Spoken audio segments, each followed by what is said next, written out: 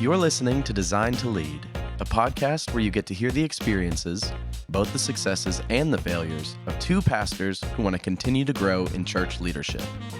Through this journey, we want to share what we're learning along the way. So if you're involved or interested in ministry, this podcast is for you. This is Design to Lead. All right, Casey, good to have you here at Lone Oak Baptist with us.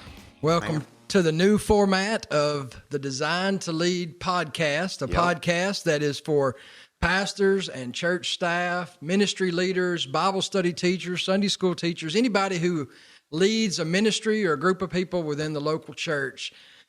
Great podcast that you began months ago, and so we're glad that you're furthering this and here with us. I'm Reid, pastor here at Lone Oak Baptist Church, and tell us a little about yourself, Casey. Well, I am Casey Johnson, pastor at Bonita Road Baptist Church, and started this podcast a while back, and just to kind of give you a background of how all this started, just really had a heart for leadership myself, and wanted to just kind of pour into other people, not necessarily just on a personal level, but also through social media and, you know, podcast land and all that kind of stuff. And so I launched this Design to Lead leadership podcast, and it's really kind of cool because at the beginning, I remember calling you and asking you after about 2 or 3 episodes. That's right. Reid, what do you think about the podcast? And you were honest with me and told me what you thought about it. Well, here's some good things about it. And here's some things that are not so good about it. One of the things that you said was, you need somebody else to be able to have a conversation with you. Yeah, it was just you talking, just kind of laying some, I guess, some principles out there, and it was almost like a lecture. Yeah, you know, I think that's what I said to you. Yeah, the old preacher principle, basically, just me talking to people and no interaction. Sure. And so when you said that, I mean, I kind of took that to heart, and over the next couple of episodes, I had a couple of preachers on, and we started talking about it a little bit, and then I just kind of fizzled out on it, to be honest with you. I mean, I got discouraged by it a little bit, and then you and I began to talk at the Southern Baptist Convention about it. Yeah. And you said something about it, I think, and it was like we need to start that thing up and partner up. Right, because I noticed you hadn't done one in a while, and I asked you about that, and you kind of shared with me then a little bit of the frustration that you were having, and so man, let's do it together, because this leadership stuff is something that has really been a topic that we talk about a lot. You and I, we share principles and thoughts, and you've sent me information before that I've used with our interns and staff here, and we kind of shared books that we read together. And it's kind of crazy because I just love leadership and love talking about it. Love quoting different leaders and stuff like that. I'm sure my people at my church are like, man, I'm sick and tired of hearing all these leadership principles, but it's just something that's near and dear to my heart, you know. Yeah.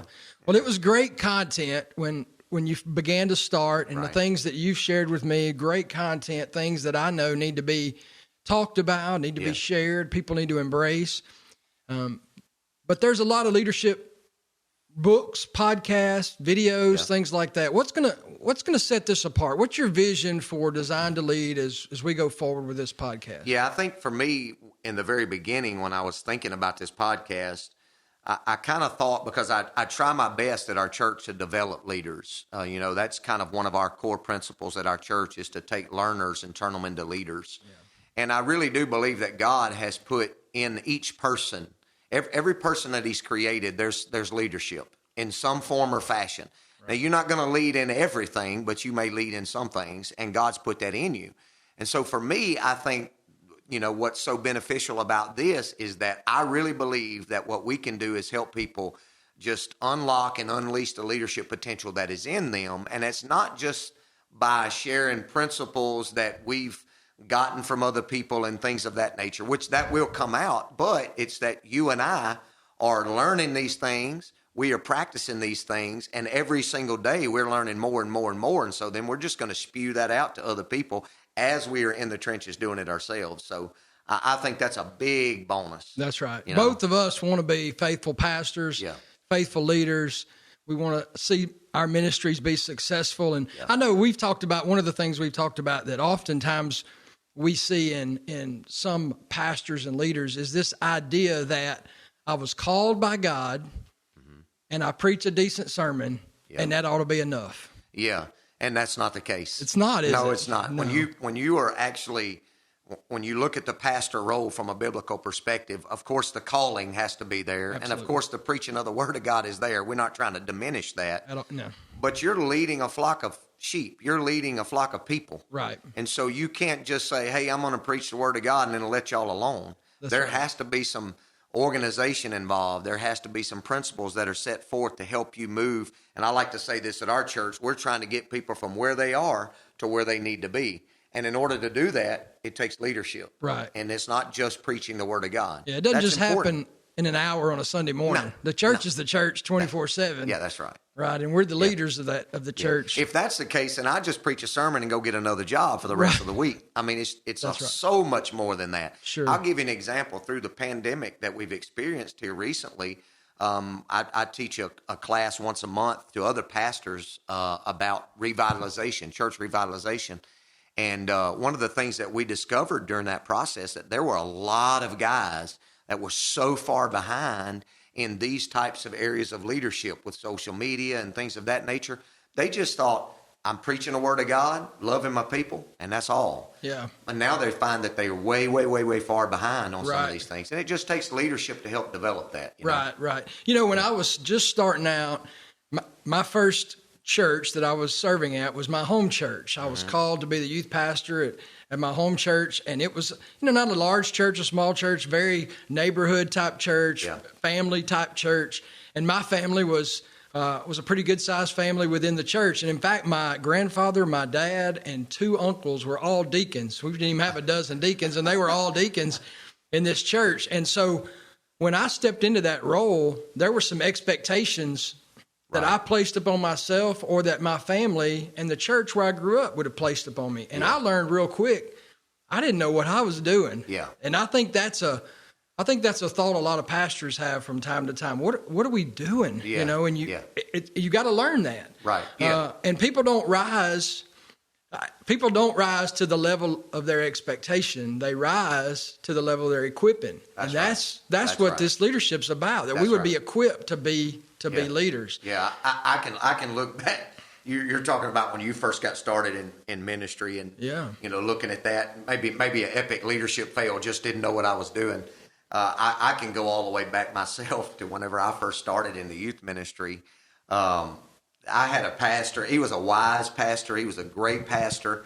But as a young leader and a young minister coming up, I just had things in my mind and in my head, that I thought I knew. But I didn't really know anything, but I thought I knew all of that. And he came to me and he was giving me some wise counsel and advice after some just really stupid mistakes that I was making. And to be honest with you, I would get frustrated at him. And I would think, he doesn't even know what he's talking about. Now, I would think stuff like this.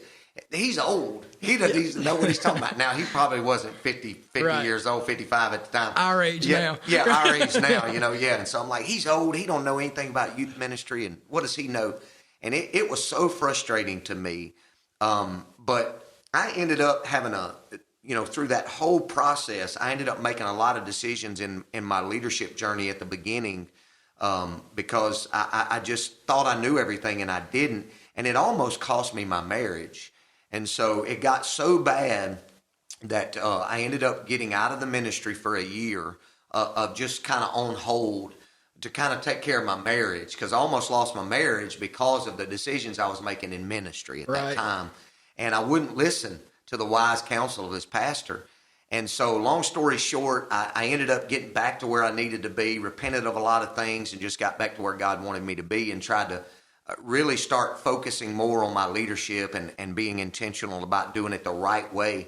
And I guess it was probably 15 years later, I was at a evangelism conference in New Orleans, and I saw this pastor, and I invited him out for supper that night, and I bought him a steak.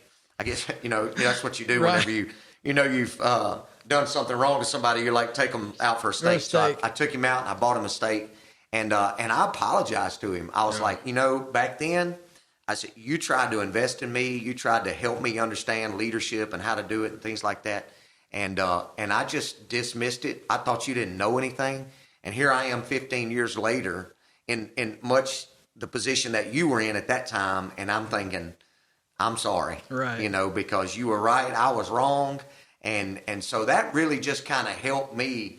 It was a leadership fail, but it helped me establish more principles on I have to be intentional about my leadership strategy and what to do and how to do it. So that was big for me. Yeah. And what you're just saying and what we're talking about here really sets the groundwork for what this podcast is supposed to be. We're not experts. Right.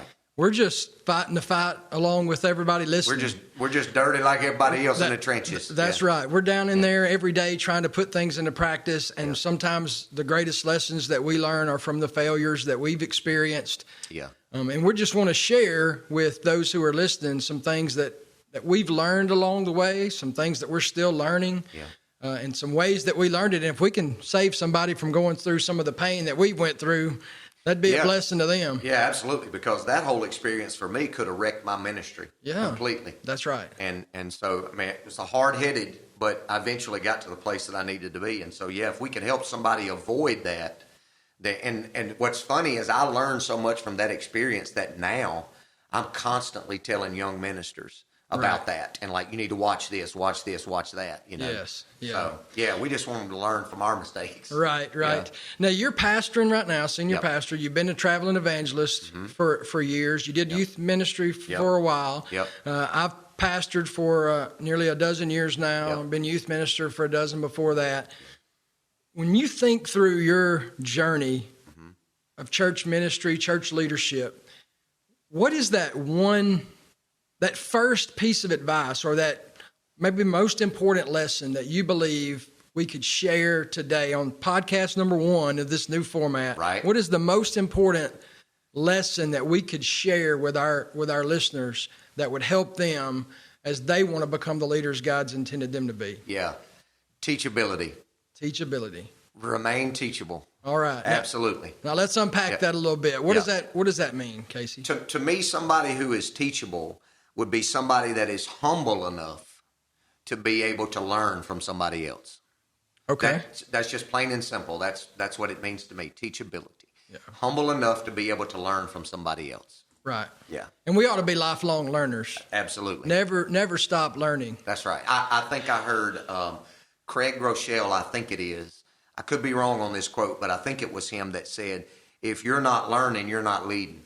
Yeah.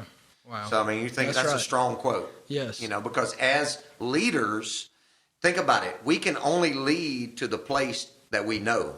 Yeah. So if we're not continuing to learn and press forward, then we're not leading anywhere past that place that we've already been. Right. Yeah. Right. So we need to continue to learn so that we can lead that way. Right. So, When you talk about being a lifelong learner, I always think about my grandfather who died in his late 90s, and he always was a reader. Yeah. Always read books. I mean, I remember he was about 90 years old, and I got a Facebook friend request from my grandfather. You know, he was learning what was new out there. Right, yeah. And that's the way we're supposed to be in the ministry. We're never going to attain it all. We've got to continually be a lifelong learner. That's right. What else does teachability mean? Is there any other thoughts about that you could unpack? Well, I think that, in some ways, the teachability aspect is when you see a person that is teachable, I think that person always surrounds themselves with people who can teach them. If you see a person that is shying away from others who can teach them something, then that's kind of going to be someone who is unteachable. Right. If that makes any sense, you know? Yeah. So I think we're hitting on something here that it's easier to describe what teachability is not, or to see it. That's right. Than it is to see when somebody is teachable. Yeah. Because I mean, you take the question you just asked me for an example. You know, give me something else about teachability, and my first concept was to show you what it doesn't look like. Yes. So I agree with that 100%, and I think there's some things that you can watch for. Right. Because as a leader, what you're trying to do is you're trying to do, as Paul told Titus, you're trying to set in order the things at the church. And so you're looking for people to put in places of leadership, and you want to always pick people that are teachable. Right. And so you want to make sure that you can spot people that are not teachable. Right. And I just so happen to have some characteristics written down. All right, you gave us one that we know about is not to be prideful. That's we know in Scripture it says that as the elect of God, we ought to be Well, clothed in humility. That's so right. that's the first one. That's So right. give me some Okay. more. Okay, here's some things you can look for in a person who has that is unteachable. So characteristics of unteachability. Number one, that person who is unteachable will demand authority, but they don't respect authority. Wow, that's good. They will demand it, but they won't respect it. Right. So if you see that, then you know that that's an unteachable person, because they want to teach you and want you to listen and obey them, but they don't respect the authority that is above them. Yes. Because how dare that person tell me what to do? Right. So that's one. And Number two, big on titles, right? Yeah. I've got big the on titles. title. That's right. So that gives me the authority. That's right. But maybe they've never earned that. That's right. Maybe that people are following them or respect them. That's but right. hey, I've got the title, so you've got to give me that authority. That's right. Might Yeah. be what that would look like. Yeah, and you have to be careful of that. Yeah, because absolutely. if you put people in places that have that characteristic, that's going to be a struggle down the road for you. For sure. So you're already creating a problem before it needs to happen. Right. So that would be number one. Number two would be that these people are not involved unless they're in charge. Oh, yeah. A person who's unteachable is not going to be involved in anything unless they're the one calling the shots, because they don't want anybody else telling them what to do, which means they are unteachable. Right. So Yeah. you got to watch for that. Yeah. Right? In charge. In charge. They're involved. That's but right. if they're not the one leading, They're not going to be there. Yeah. Right. No. And That's number good. three, they're going to be critical or negative on everything and everybody. So if you find that person that is unteachable, they're always going to be able to tell you what's wrong with everything you're doing and what's wrong with everybody you got in the place that you have them in. Right. They'll immediately, that's where they're going to go. Yeah. So you need to watch for those sort of Right. things. When you see people that fit those 3 or 4 things, they're unteachable. I'm sure you have some yourself. Well, but the word that came to my mind when you said that is they're very dogmatic. Yes. It's my way or the highway. That's This right. is the way it's got to be. That's right. And you can't do it a different way. You've got to do it my way. Yeah. There's no a way, there's the way. Right. Now, we know that only the way is the gospel. Sure. But there's a way to do a lot of different things in the church that may not be.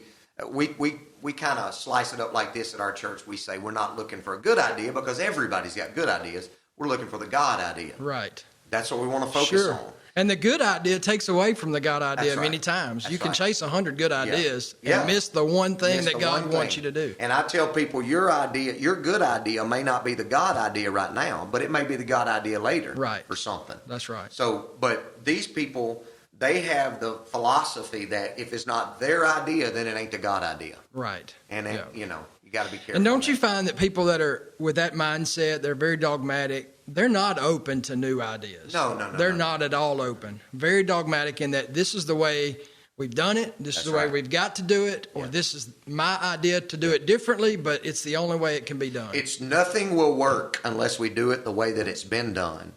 And then when it does start working, then they have another reason why it won't work anymore or better or whatever. Right.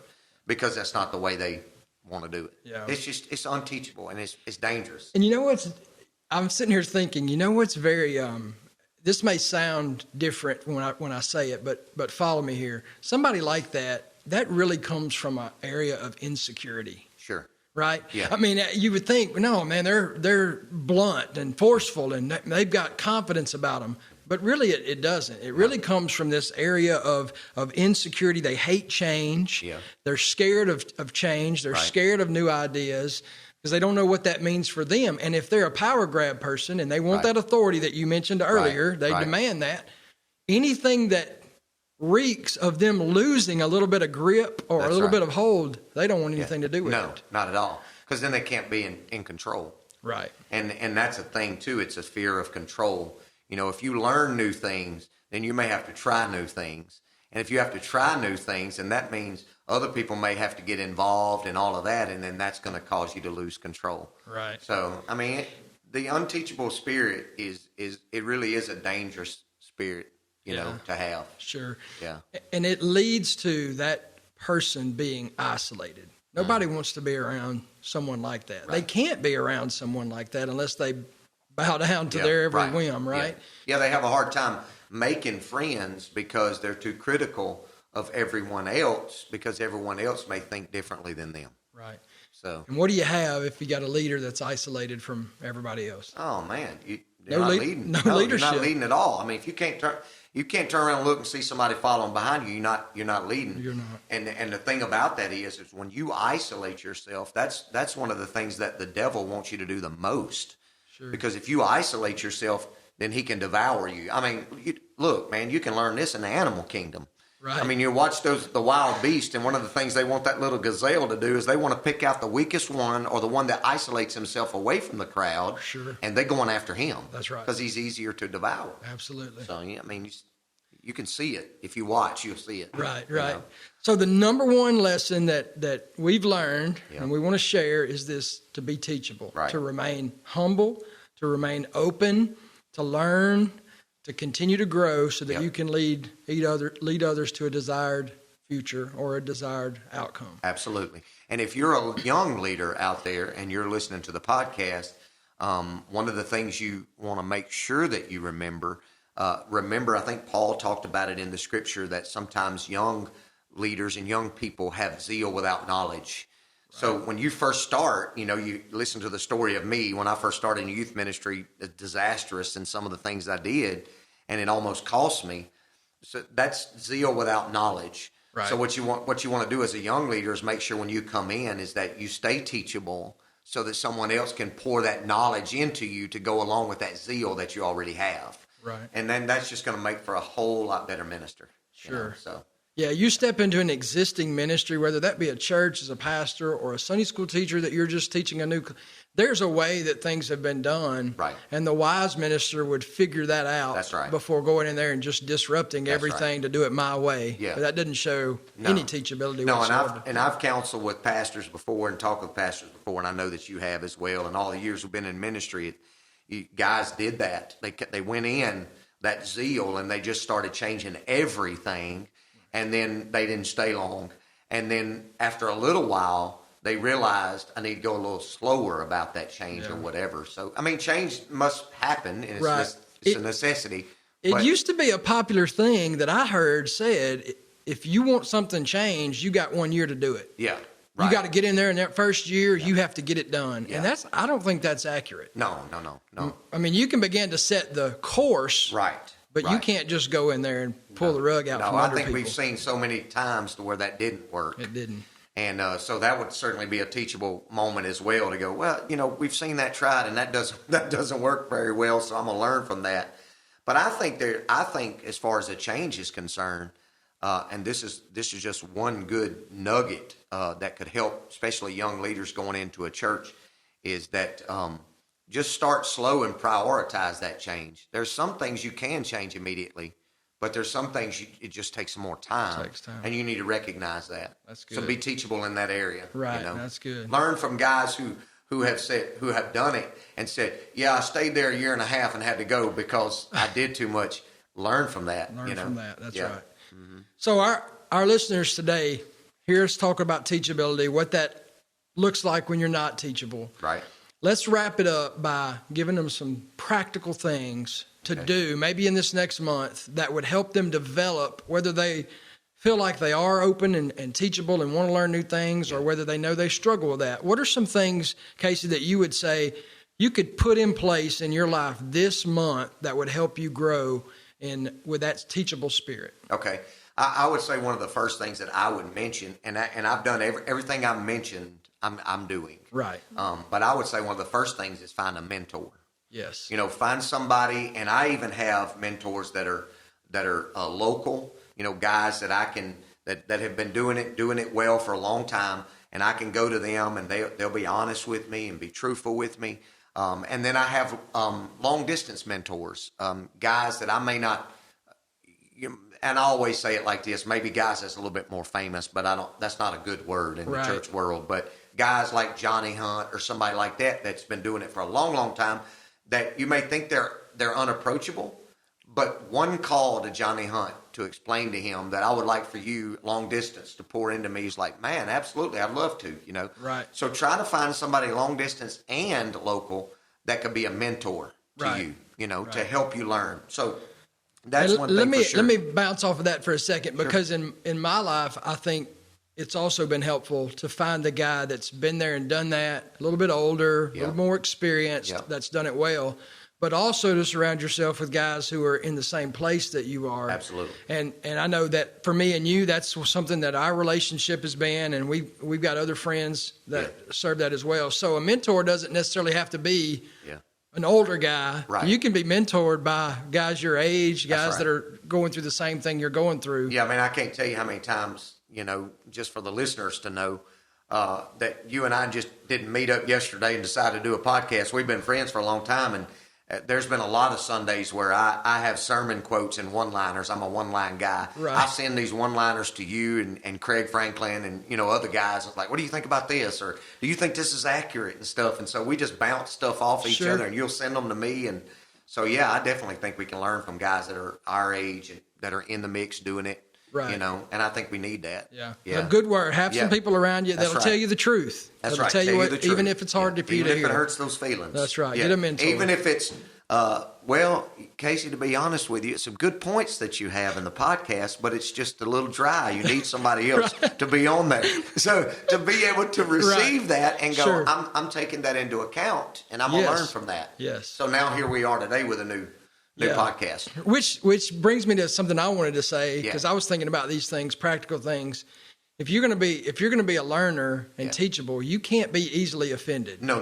You just cannot be. When somebody does help you and want to share some things with you, if you get your feelings hurt and start that critical spirit that you mentioned earlier, you're not learning anything, and you're right back into that same attitude of I'm not teachable. Yeah, because you only want someone to tell you what you already know or tell you what you want to believe. Right. But you need men in your life that'll tell you the truth. I got a great friend that's in my church right now, and he's such a dear friend to me, and he's one of those guys that I have in my life that will tell me the truth. Right. Now, he's an encourager. He has the gift of encouragement, so he knows how to tell me the truth. Yes. But he always tells me the truth. And he just told me something this last week.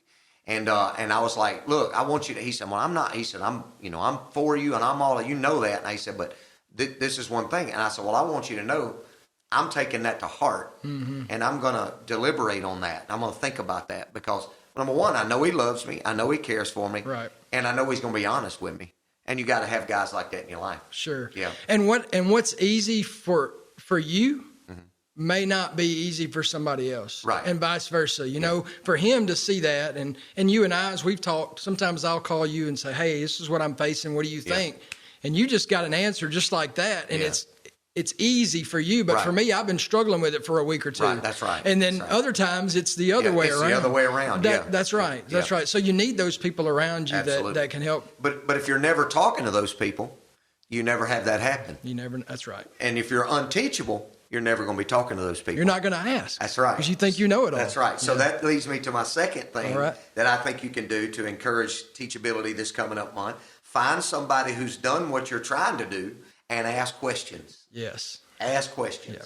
I think that's one of the greatest things about, if you're teachable, you're going to be inquisitive. Yes. You're You're going to be curious. Yeah. You're going to ask those questions. Yeah, that's one sign of it. Right. Because you want to learn and want to grow and be the best that you can be.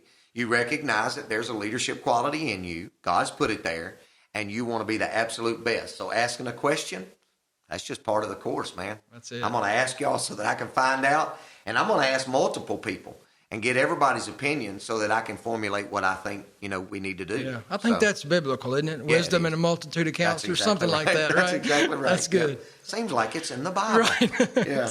My third one is things you can do this month is to read books that challenge and inspire you. And I know the first thing that some people are going to say is, I hate reading. Well, I did too. Yeah. The only thing is I like learning about leadership and unlocking my leadership potential more than I hate reading. Right. So I read, but I want to read the books that challenge me and inspire me.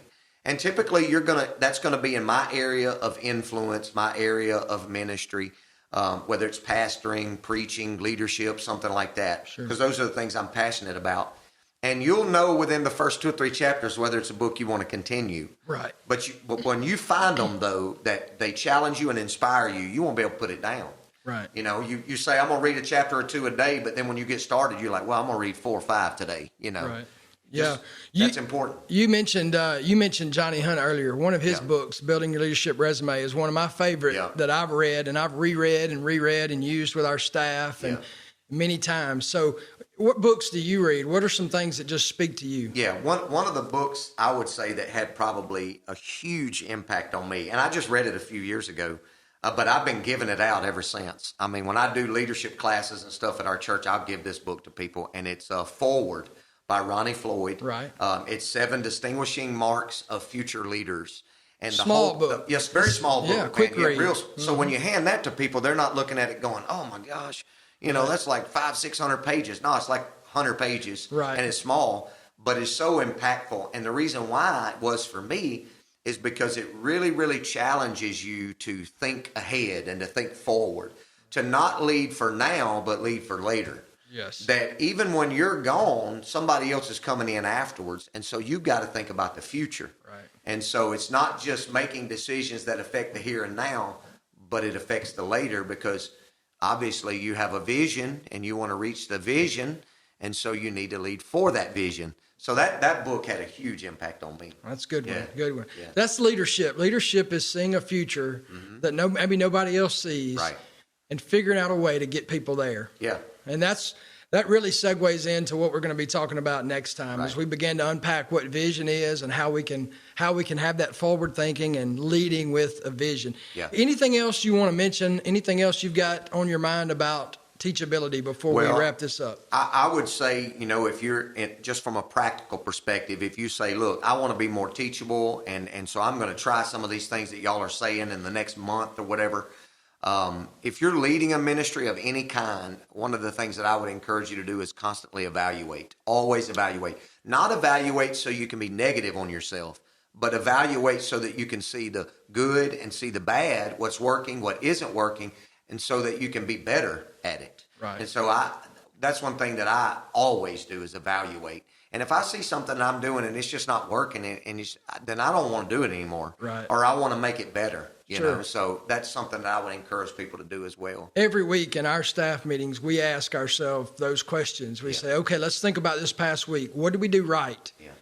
What went right and why did it go right? Yeah. What went wrong and why did it go wrong? Right. If it went right, why? Let's do it again. If Yeah. it went wrong, why? Let's not do that again. That's right. That's all, and that's asking those questions of yourself. That's right. And I think you always have to be evaluating. That's a great point. Yeah, because you don't want to be telling people to do like you and I don't want to be telling people to do all this stuff, and yet me and you are not doing it. Correct. I mean, we do these things, and so we see that there's value in them, and that's why we want to share it with everybody else, because it's going to be valuable to help them unlock that leadership potential in them. Absolutely. Just got to do it. Yeah. Be teachable.